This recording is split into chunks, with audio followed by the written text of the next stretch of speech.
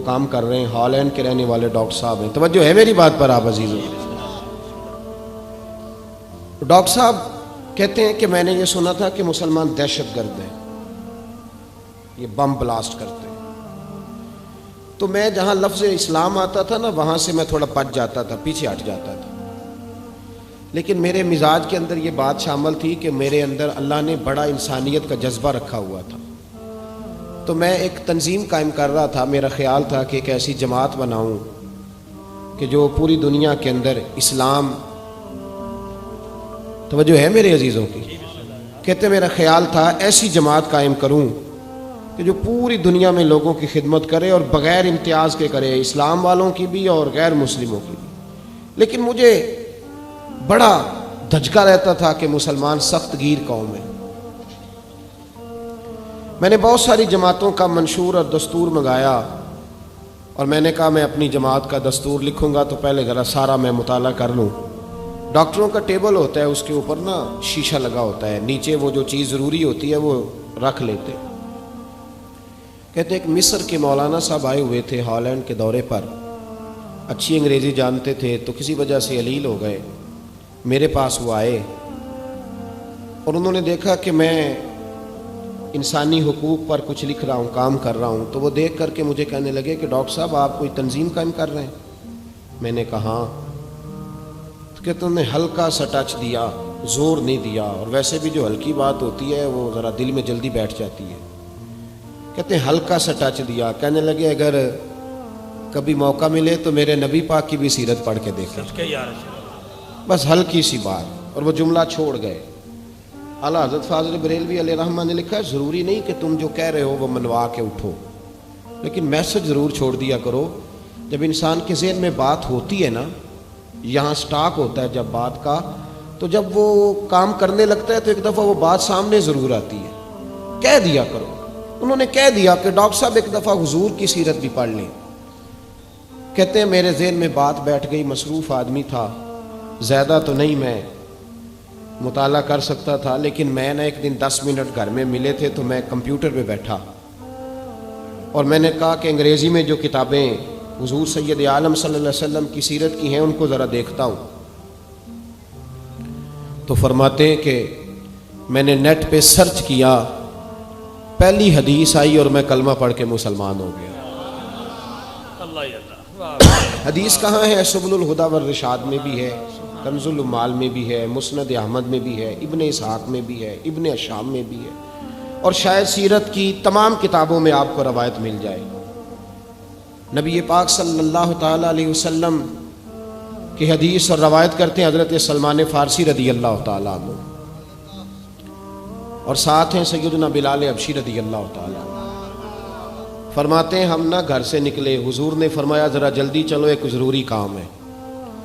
فرماتے ہیں بڑی تیزی کے ساتھ آج روٹین سے ہٹ کر محبوب نے تیز تیز قدم مبارک اٹھائے، تیز تیز. اور فرماتے ہیں ایک گلی ہم نے کراس کی، دوسری گلی میں جو پہنچے تو پھٹے پرانے کپڑے، سادی سی بی بی، اور حالت بتاتی تھی کہ بیچاری کسی غریب گھر کی ہے. وہ سڑک پہ کھڑی تھی اور رو رہی تھی. میرے کریم رسول نے فرمایا بلال اسے پوچھو کیا مسئلہ ہے، کیوں روتی ہے؟ تو حضرت سلمان عرض کرتے ہیں میں نے کہا حضور میں پوچھ لیتا ہوں، آپ جائیے، کام بڑا ضروری ہے جو نکلیں، میں معلومات کرتا ہوں. تو محبوب نے فرمایا نہیں، اس کے آنسو پوچھنے سے ضروری کوئی کام بھی نہیں، پہلے اس کی داد رسی ہوگی، اسے پہلے پوچھا جائے گا. روتے نہیں رہتے لوگ گھروں میں، لوگ گزر نہیں جاتے چپ کر کے؟ کتنے لوگ تڑپتے، کون احساس کرتا ہے؟ نبی پاک سید عالم صلی اللہ علیہ وسلم رکے اور اس خاتون سے پوچھا کیا بات ہے؟ اس نے کہا کہ بات کوئی بھی نہیں، میرا ایک ہی موٹا سا مسئلہ ہے. کہا وہ کیا؟ کہنے لگی میں غریب ہوں، اور غریبی بذات خود بہت بڑا گناہ ہوتی ہے، لوگ بڑا جرم سمجھتے ہیں اس کو بذات خود. میں نے شروع میں کہا نا کہ مذہبی سٹیج کی بھی صدارت غریب آدمی نہیں کر سکتا، کیونکہ غریب جو ہوا جہد کول دتھی ہونی انہیں نیڑے بہنا ہے نا جی، جہد کول نہیں انہیں تو پیچھے جا کے بہنا اینڈ تے کول کہڑا دتھی ہے. اس سٹیج پہ بھی غریب آدمی کی صدارت نہیں ممکن ہو ہی نہیں سکتا. میرے رسول پاک سید عالم صلی اللہ تعالیٰ علیہ وآلہ وسلم نے فرمایا پہلے اسے پوچھو کیا مسئلہ ہے. وہ کہنے لگی میں غریب ہوں, بوڑھی ہو گئی ہوں, ساری زندگی غلامی میں گزاری ہے, تیل لینے آئی تھی 5 دینار کا, بوتل میں تیل بھروایا ہے, اور اب بوڑھی ہوں نا تو کمر درد کرتی ہے, پیر پیچھے موڑا ہے تو میں گری ہوں, تیل زمین پی گئی ہے, اب زمین تو واپس نہیں کرتی, لیکن واپس جاؤں گی تو ایک یہودی عورت کی ملازمہ ہوں, وہ درے سے مارے گی, کھال ادھیڑ دے گی, میں بڑی پریشان ہوں, اب نہیں مار کھائی جاتی, ہڈیاں بوڑھی ہیں, قربان جاؤں. حضرت بلال کو حضور نے حکم دیا, فرمایا دوڑ کے گھر جا 5 دینار لا. فرماتے ہیں 5 دینار لائے, تیل خرید کے دیا, تو پھر رونے لگی. فرمایا آپ کیوں روتی ہے؟ اس نے کہا بتایا نا غریب ہوں, غریب کا جرم کوئی نہیں ہوتا, لیکن پیس دیا جاتا ہے, پھر بھی مار تو اب بھی پڑے گی, اب کیوں پڑے گی؟ تو عرض کرنے لگی محبوبہ مار اس لیے پڑے گی کہ دیر سے کیوں آئی ہے. تو میرے کریم رسول, اور وہ بی بی حضور ابھی آئے ہیں مدینہ طیبہ, امام یوسف صالحی فرماتے ہیں ابھی آئے تھے حضور, سبل الہدی والرشاد کے مصنف کہتے ہیں ابھی آئے تھے نبی پاک, وہ جانتی بھی نہیں تھی.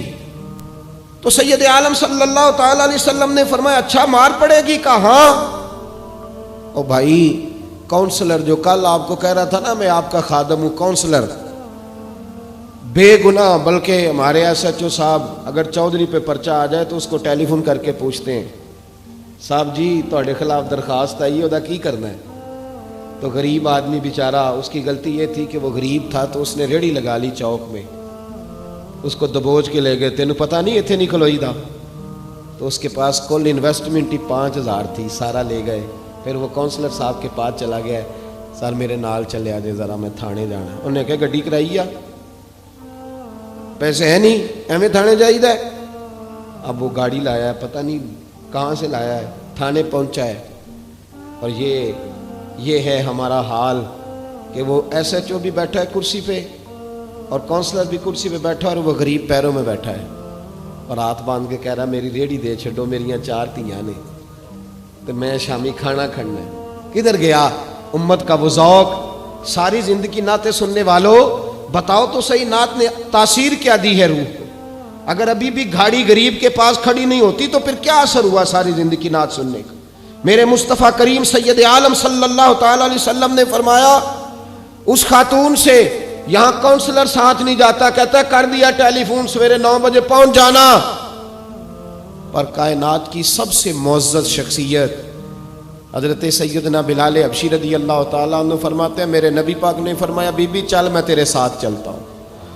گویا اللہ کی ساری رحمتیں اس کے ساتھ ساتھ چلنے لگی. اور آگے آگے نہیں, ساری کتابیں پڑھ لو, وہ پھٹے پرانے کپڑوں والی بی بی آگے آگے, اور اللہ کے کریم رسول پیچھے پیچھے. ساری گلیاں اس نے پھرائی, مدینے کی صحرا آ گیا. ایک دروازے پہ دستک دی, سے مالکن آئی. وہ بی بی بعد میں کہتی ہے میں بھی بڑی ڈاڈی تھی, طاقت ہی نہیں تھی میرے سامنے کو کھڑا ہو سکے, لیکن جب میں باہر نکلی تو میں نے نور کے حالے میں لپٹی ہوئی ایک عظیم ہستی کو دیکھا. فرماتے محبوب کے گورے چٹے رنگ کے اوپر کالی زلفیں, اور محبوب پاک کی مقدس آنکھیں جب تک بات کرتے رہے نظریں زمین پہ جھکی رہیں. شرم و حیا والے رسول نے بڑے میٹھے, بڑے دھیمے, بڑے خوبصورت لہجے میں کہا. بریلی کے امام فرماتے ہیں نیچی نظروں کی شرم و حیا پہ درود. بڑے دھیمے لہجے میں فرمایا تیری نوکرانی ہے تیری. عورت کہتی ہے میں تو حضور کے جلووں میں محو ہو گئی کہ سادگی میں اتنا حسن میں نے دیکھا ہی نہیں, تیری نوکرانی ہے. کہا ہاں. تو میرے محبوب نے فرمایا بیچاری کی غلطی کوئی نہیں, اسے مارنا نا, اس سے تیل گر گیا تھا, نیا خریدتے دیر ہو گئی, رو رہی تھی تو میں سفارش کرنے آیا ہوں. وہ خاتون کہتی ہے کسی کی نہیں مانی تھی, پر محبوب کے جملوں میں تاثیر اتنی تھی ککھ سواد نہیں مشری اندر, اساں کھنڈا می چکھ ڈٹھیاں, انہاں ساریاں شیواں نالوں گلاں سجن دیاں مٹھیاں. فرماتے ہیں نبی پاک صلی اللہ تعالی علیہ وآلہ وسلم نے فرمایا کچھ نہ کہنا. کہنے لگی نہیں کہتی, میرا وعدہ رہا, کچھ نہیں کہوں گی.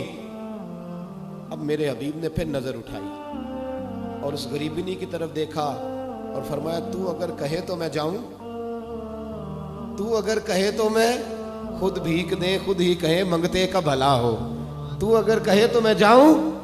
اس نے خراج پیش کیا تو چند آنسو گرائے، کہنے لگی محبوبہ جیسے بندہ نوازی۔ حضور نے رخ پھیرا تو حضرت بلال کہتے میں پیچھے رہ گیا تو وہ دونوں بیبیاں دوڑ کے میرے پاس آئیں، کہنے لگی بتا تو صحیح ہے کون، یہ بتا تو صحیح کون تھے؟ تو حضرت بلال کہنے لگی تم نہیں جانتے؟ جناب بلال فرمانے لگے یہی تو ہیں جنہیں اللہ نے سچا رسول بنا کے بھیجا ہے۔ بیبیاں دوڑ کے آئیں، کہنے لگی محبوبہ دروازے تک آئے ہو تو خالی تو نہ لوٹاؤ، مہربانی فرماؤ ہمیں بھی کلمہ پڑھا دو۔ ڈاکٹر ہارون کہتے ہیں وہ بیبیاں وہاں کلمہ پڑھ رہی تھی اور میں حدیث پڑھ کے کلمہ پڑھ رہا تھا۔ بھائی